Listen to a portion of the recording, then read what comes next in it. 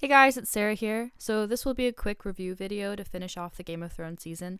I'm a little bit late getting this out because I've been really sick this week, but a few people have been asking me for it, so I thought I'd try to get it out. So, last episode, the finale, made a bit more sense than the one before that, which had tons of plot holes. And, even though a lot happened, I don't really have too much to say, but I'll still go through everything.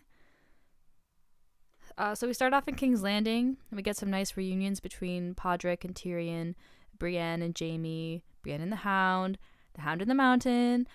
I'm curious what the Hound meant when he told Gregor that you know who's coming for you. You've always known. I mean, a lot of people thought that Clegane Bowl was still going to happen because the Mountain's still alive. This made it sound like maybe it's not going to happen. I'm not sure who he could be talking about unless he's talking about himself in the third person or something. I don't know. Be curious to hear what you guys have to say.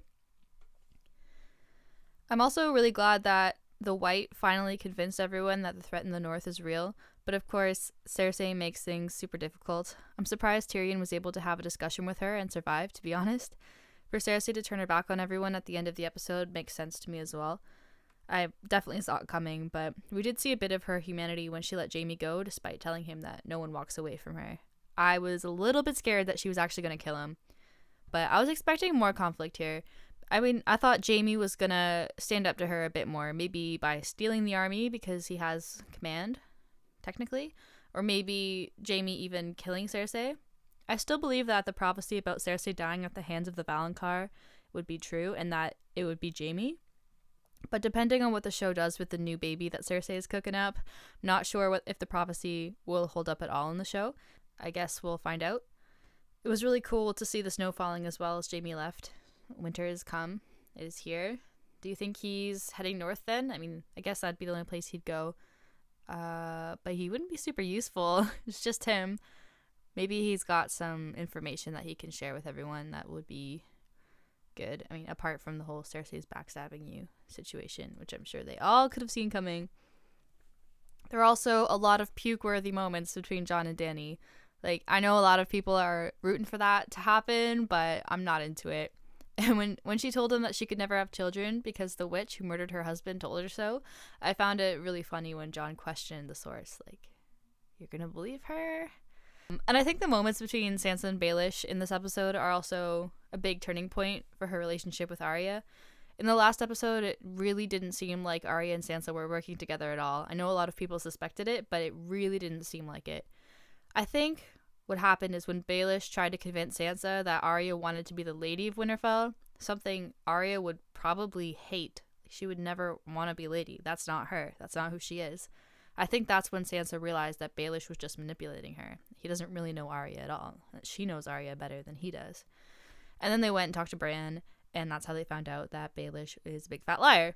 That's my only guess here to make this storyline make sense for that huge jump between the relationship between Sansa and Arya being so strained in the last episode and good now. It didn't seem like they were putting on an act because there was just the two of them in the room. So I don't know. I was happy with how things went down, though. I felt really bad for Baelish, though, as he begged for his life. I mean, I'm glad Arya got to be the one to do it, but even though Baelish is a shady guy, I respected his cunning personality and his sneakiness. It's also nice to see the Stark children working together, so I guess it's a good trade-off. As they say, the lone wolf dies, but the pack survives. I also really enjoyed Theon's journey in this episode, coming to terms with Jon and coming to terms with what he's done in his life and trying to fix it. I hope he succeeds this time in rescuing Yara, but it's going to be really tough. So I don't know if Yara would be with Euron at this point or still at King's Landing, but I don't know which would be better, to be honest. Probably just as difficult to save her in both situations. Sam and Bran's reunion was nice too. It seems Bran has been practicing how to explain his powers after he royally failed with Sansa at their reunion. It was quite clear. It was quite easy, actually, I think, to tell Sam what's up. Yeah, I'm the three-eyed raven. I can see what's happened in the past, and I can see what's happening now. It's real simple. Really simple. And so they also talk about Jon's parents. So it is confirmed in the show that Jon is the son of Lyanna Stark and Rhaegar Targaryen. It bothers me that Sam somehow remembered this vague information about Rhaegar and Lyanna marrying in secret when he clearly wasn't paying attention in the last episode, and it's been weeks, if not months, of travel from Old Town to Winterfell for him to still remember this thing that he wasn't even listening to. But I'm glad he said it. I don't know why Bran didn't just know, because if he could see the past, why didn't he see that they were married before? But anyways, it's all resolved now, so that's cool. Also, someone pointed out to me that Bran actually got it wrong when he said that Jon would have been named Sand instead of Snow. I think they explained it like Jon would have been given a bastard name from his father's line, just like as Ned being his dad, he was a Snow, not a Sand, even though he was born in the South. So that's cool. So a little mistake in there, but it doesn't matter because Jon's a Targaryen, and that's cool. I wonder what Jon was going to do with this information. I guess my theory about him finding out in the crypts won't happen in the show, but I think it's still possible in the book if you want to check it out. I'm not going to brag too much, but I was totally right about Jon having a Targaryen name, and it was revealed during the Tower of Joy flashback. So I'll link the video to that theory in the description for you guys to check out if you're interested. I think it's kind of dumb that his name is Aegon since Rhaegar already had a son named Aegon. But if you check out my video, I think my ideas are still valid for the book plot. I have a bunch of other ideas that are way better than Aegon. So check it out. It also really bothered me that Rhaegar looks so much like Viserys. It could be confusing to some viewers for one, and Viserys was a shitty guy for two. And I think Rhaegar was a pretty cool guy from what we've heard of in the books, so I think they should have differentiated them a little bit. It's also funny that they talk about how Jon and Dany are related, voiced over a sex scene between him and his aunt. Much incest. Such wow. I guess it's not unheard of in the Targaryen line to marry within the family, but it's still kind of gross. I've seen this, I have this sneaking feeling that with all of this, I can't have babies talk that they've been pushing on us in the show the last few episodes, I have a feeling that Dany will actually end up getting pregnant somehow, and it would be a little ironic because Jon, having grown up a bastard but wasn't really a bastard, will somehow conceive a bastard of his own and put that on his own child. I mean, I wonder if that's going to happen. I also wonder why Tyrion was creeping around outside the room. He looked really disturbed. Does he know something the rest of us don't know, or was he just kind of mad that Jon was getting some and he wasn't? I don't know what's happening there. And to finish off the episode, we have the big destruction of the wall. Again, so many things bother me, but what bothered me this time was that they made a big deal about Bran's mark somehow breaking the safety on the weirwood tree north of the wall that let the Night's King pass through, and everyone was guessing that Bran passing through the wall with that mark would allow the Night King to pass the wall, and then they just decided to break it apart with an ice dragon. I mean, it was very visually appealing, but again, it all seemed kind of too easy. Like, this wall is supposed to have a lot of magic keeping it together, and I just don't understand why it'd be so easy to break it down. But again, we still have the book plot to rely on for some of these storylines that we're not quite happy with. The wall has been a source of a lot of plot holes over the show, though, because if someone can explain this to me, that would be awesome. How come the wall is supposed to block out magic, right? And the dead can't pass the wall. Like, Benjen can't come past the wall. But the Whites in Season 1 could come past the wall to attack Jorah Mormont. And they could bring a White this season across the wall. And it's still animated when it's across the wall. Like, somehow the White Walker's magic was able to pass with this White. I don't really understand it. But if someone could explain it to me, that'd be awesome. One last thing I'd like to mention real quick is I've seen a lot of stuff on the internet about how when the White Walkers were walking down through the wall that it looked like a Stark sigil.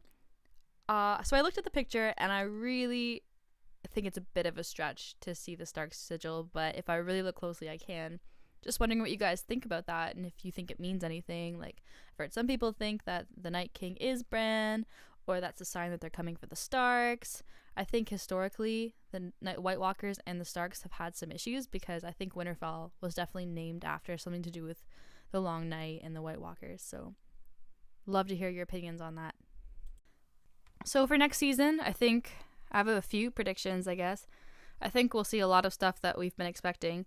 To be honest, the season wasn't too surprising either. I didn't feel like there was a lot of mystery or anything to really theorize about. And I feel the same for season 8. I mean, I think Cersei's gonna die. I think a lot of people are gonna die. Like George R. R. Martin said, we're gonna have a really bittersweet ending. I think Jon will find his true Lightbringer that we've all heard about. I think Melisandre will show up and have some more action in this season. And we will definitely see some dragon versus dragon action. That's for sure. I honestly don't think the dragons will survive. Any of them. I don't think they're gonna survive at all. And I don't think Dany will reach the Iron Throne. My friend Michael said that he thinks this was foreshadowed in the House of the Undying, where Dany gets close to the throne in one of her visions, but she never touches it. If you haven't seen my Lightbringer series, please check it out. I have a few different videos on ideas for what Jon's Lightbringer could be. All assuming that Jon's Azor Ahai, but I think that it's pretty safe to assume that at this point. I also talk about how I think Dawn was the original Lightbringer, but not the Lightbringer of our story. I'll link all these videos below. I think Dany has brought her dragons and is herself Lightbringer, or at the very least, Jon's version of Nissa Nissa. And she will probably sacrifice herself in some way, or Jon will have to make a big decision and somehow end her life in order for him to beat the Night King. So that will be super sad, though, because Jon has already said goodbye to someone he loves, which was Ygritte. And this would make it really, really tough. But maybe a bit easier since it was Xant, not someone he could marry. Unless they marry. I don't know. But this would make sense, because if Dany can't actually have kids, then her being on the Iron Throne won't really achieve much for the Targaryen line, but Jon being on the throne could. I don't know if that really matters to anybody. I really liked the conversation she had with Tyrion, where he mentioned other ways of picking leaders, so maybe like a democracy or something a little bit different than a monarchy would be interesting. I think that'd be a really cool way to end the story, but I don't think Dany's going to get there. I also think the Starks are back in action. I'm super excited to see what's in store. I don't think they're going to be messed around as much as they were in the earlier parts of the story. I'm really excited to see Bran facing off against the Night King. That's definitely going to happen. I mean, I don't really have much else to say. I don't think I can really predict anything too out of left field for the future. But if you guys have predictions, I'd love to hear them. I really like discussing everything in the comments below. And I really hope you guys feel comfortable sharing with me and that we can have more of a chill kind of conversation instead of anything being too formal. Like, some people have complained before that my videos are not organized enough or sounds too much like I'm talking to a friend, but that's how I like it. I just want to feel like I'm chatting with my friends about Game of Thrones. That's the most exciting part about the show, really. So yeah, let me know what you guys think. Thanks for watching and thanks for subscribing. I will be putting out more videos throughout the off season of Game of Thrones, but they will probably be book related theories because, like I said, the show hasn't given me too much inspiration for theories so far in this season, and probably not next season. And the books really have a lot more going on for them right now. So I'd really love it if you guys would stay tuned. Thanks so much. I hope you guys have a good end of the summer. Take care.